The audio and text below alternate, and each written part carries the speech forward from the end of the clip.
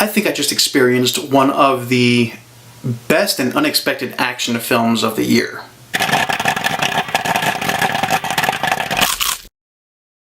Alita: Battle Angel. The film is directed by Robert Rodriguez, who you may know for films like Planet Terror, Machete, Desperado, Spy Kids, and then when you combine him with the power of James Cameron, who is a great producer and director like films of Avatar, Titanic, Terminator, you have one of the best dynamic duos in recent memory. Together they made Alita: Battle Angel, based off the manga by Yukito Kishiro.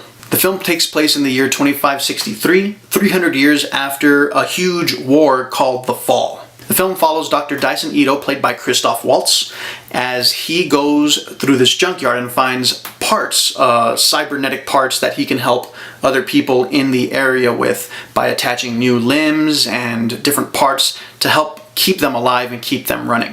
One day he goes through a junkyard looking for parts and he finds half a part, or half a body, of a teenage girl. When he scans it, he realizes there's still brain function, so he takes this back and attaches this to a robotic body. When this cyborg girl comes alive, she has no recollection, no memory of who she is. Dr. Dyson Ito eventually names her Alita. Alita comes to know the new world, and she's basically born again. She's experiencing new things, she's tasting new foods, she's seeing new scenery, she's basically learning how to walk again. And as she goes through these moments, she's meeting new people that will heavily impact her life. Dr. Dyson Ito essentially becomes her adoptive father. And then she meets a man named Hugo who kind of works with Dr. Dyson Ito. And then the relationship between Alita and Hugo kind of grows into this, kind of loving friendship.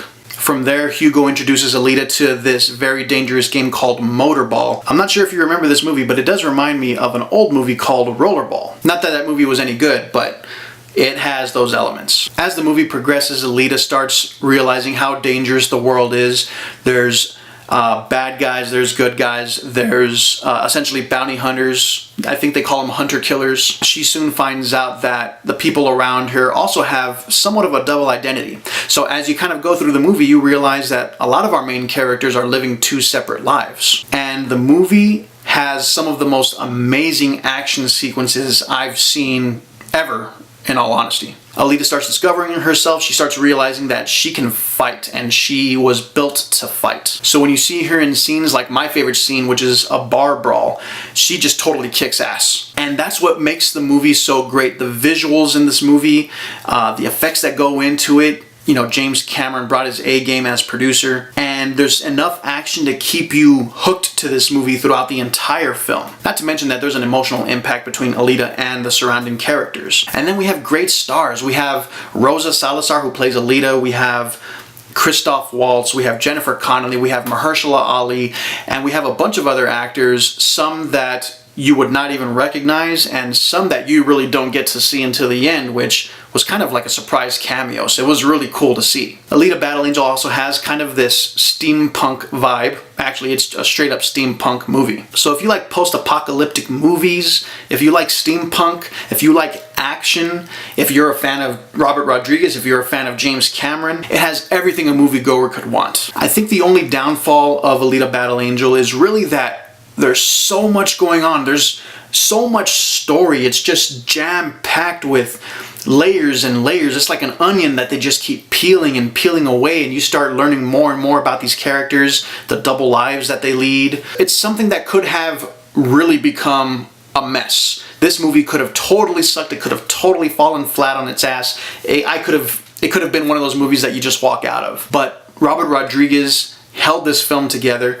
and it came out great. I mean, there's really not a lot to complain about except the fact that this one movie had so much going on. That movie could have been spread out into at least 2 or 3 films. And by the end of the film, we know that we're going to get a sequel as long as this film succeeds. And I really do hope this movie succeeds, because it is definitely going to be on my top 10 list of the year. So I'm giving this movie 3.5 popcorn points. It's definitely a must-see.